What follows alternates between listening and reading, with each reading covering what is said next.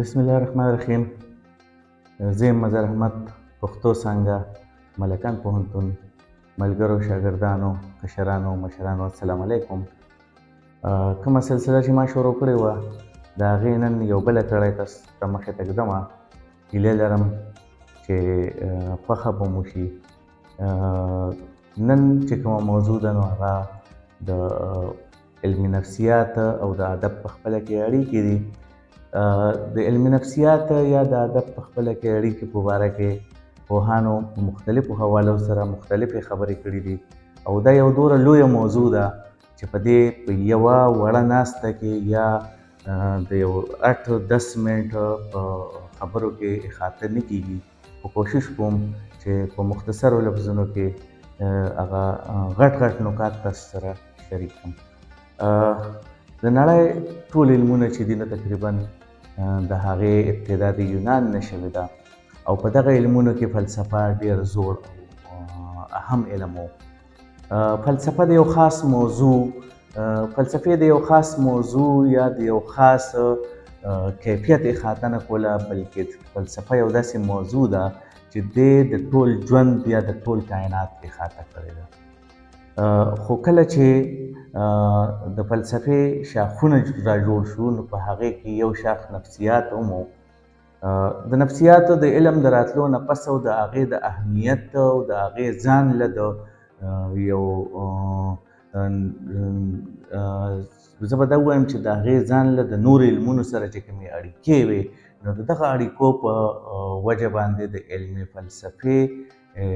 دا د نفسیاتو نه جدا کړی شو، دا ځان له یو علم وګڼلی شو. څنګه چې ما تاسو سره مخکې خبره کړې وه چې سیګمنډ فرایډ لومړی کس و چې هغه د انساني ذهن په مختلفو حصو کې تقسیم کړ، او د دغه مختلفو حصو نه پس د علم نفسیات ځان له څانګې مخې ته رالې. د هغې تفصیل خو ډېر زیات اوږد دی او هغه یو سایکالوجي والا کس ښه تفصیل سره بیانولی شي، خو چونکې زموږ دلته خبره د ادب سره د اړیکو ده نو دې کې یوه څانګه داسې وه چې هغې ته سایکو انالیسس وایي، څه ته چې موږ تحلیل نفسي وایو. دغه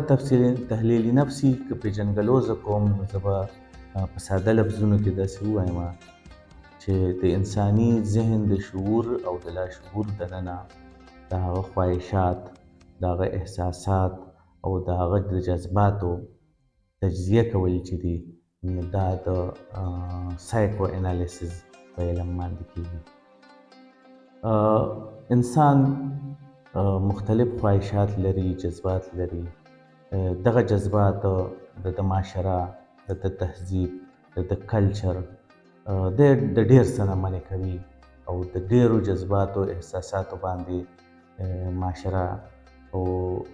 کلچر، تهذیب، زه به یا دا ووایم چې زما چاپېرچل بلکې د مذهب پورې هغه خواهشات انسان دباوي د شعور په زور سره، او کوم خواهشات چې دی داسې لري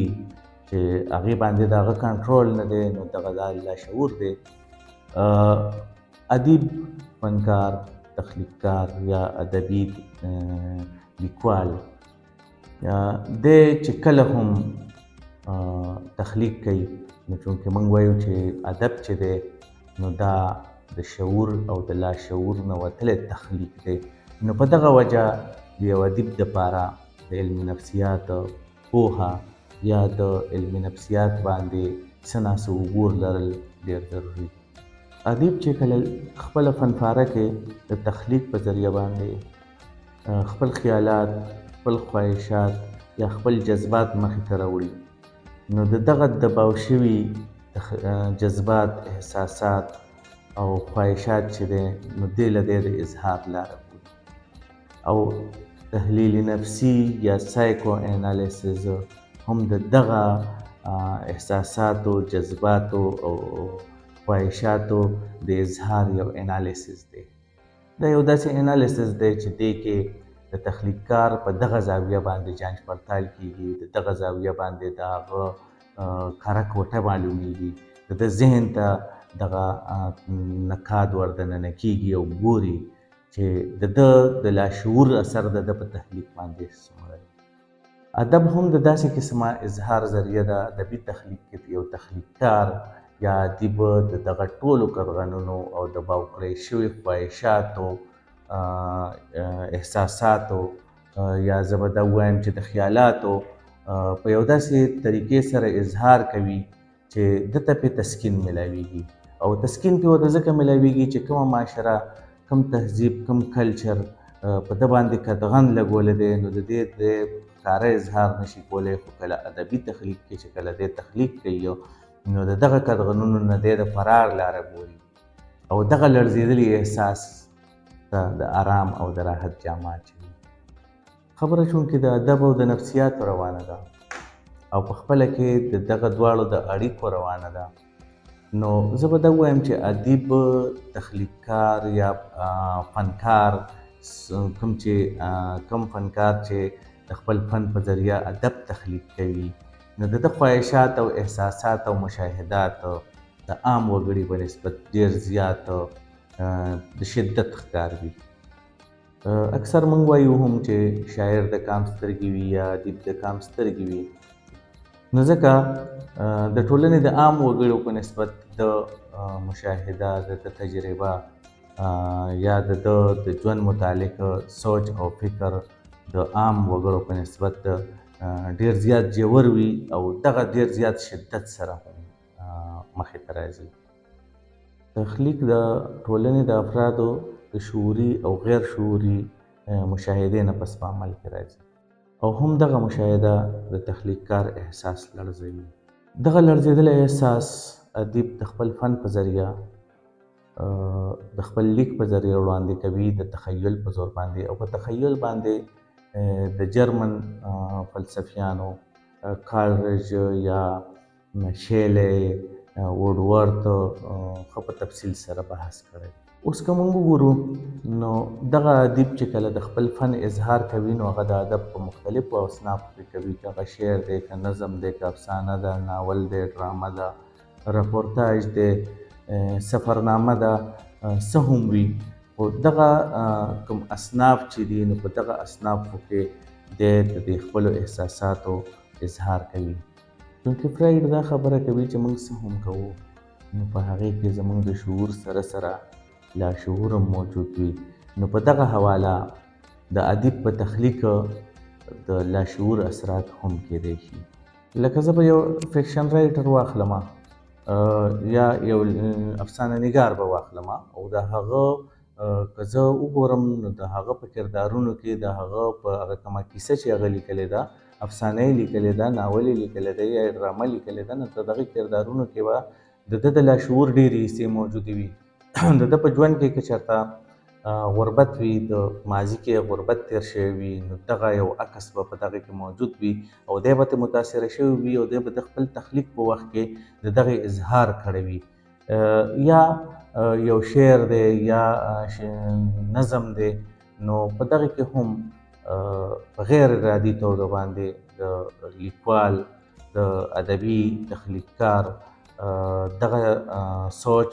خواهشات احساسات موجود وي کوم چې هغه نه غواړي خو بیا هم د هغه د خپل راحت د خپل سکون دپاره او د خپل ذهني آرام دپاره د هغې اظهار کوي. نو د دغه ټول اظهار مطالعه چې څنګه ما تاسو ته وویې نو دغه سایکو انالیسس ده او کله چې په ادب کې د داسې قسم سایکو انالیسس کتنه کېږي نو دې ته بیا موږ نفسیاتي تنقید وایو. نفسیاتي تنقید ځان له یو اړخ دی خو موضوع ډېره زیاته پیچیده هم ده او ګنجلکه شان ده. یو ماهر نفسیات په دې باندې ښه بحث کولی شي خو زه صرف دومره ویلی شم چې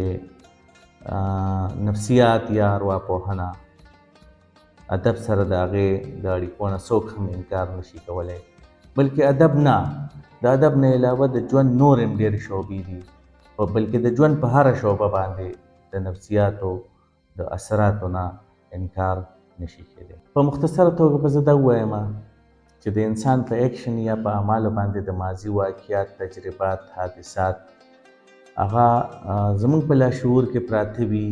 هغه زموږ په تخلیق کې د ادیب په تخلیق کې د هغې اثرات خامخا موجود وي. او بیا موږ دا هم وایو چې انسانان ټول یو شان نه وي، بلکې د هر انسان انفرادي صلاحیتونه جدا جدا وي. د دغه انفرادي صلاحیتونو جایزه اخیستل سایکو انالیسس دی، او دغه سایکو انالیسس بیا وروسته نفسیاتي تنقید ته لارې جوړې کړې دي. خو نفسیاتي تنقید ځان له د تنقید یو بله شاخ دی، یو بل حصه ده چې هغه ځان له یو موضوع ده. نو زه په دغه باندې بحث نه کول غواړم. نو د دې بحث په خلاصه کې په اخره کې زه صرف دومره ویل غواړم چې د ژوند د نورو شعبو سره سره ادب هم د نفسیاتو نه ځان نه دی بچ کړی شوی. که د ژوند هره شعبه ده هغه ادب متاثره کړې ده او هغې سره یې کلک تړون دی. دغسې چونکې ادب د ټول ژوند ترجماني کوي، نو نفسیات به هم دې سره خامخا تړون لري. او بیا چې کله ادبي تنقید کیږي، نو په دغه ادبي تنقید کې یو نفسیاتي تنقید هم دی چې د دغه ټولو دا کوم ذکر چې ما په دې تیرو بحثونو کې وکړو، دغه ټولو تجزیه کول او دغه د نفسیاتي کیفیاتو، خواهشاتو او احساساتو د نفس چې د هغې کرکه او کوټه معلومیږي، نو دغې ته موږ نفسیاتي تنقید وایو چې دا ځان له یوه موضوع ده. انشاءالله بلې موضوع سره به بیا تاسو سره مخامخ کېږم. د الله په امان، ډېره مننه.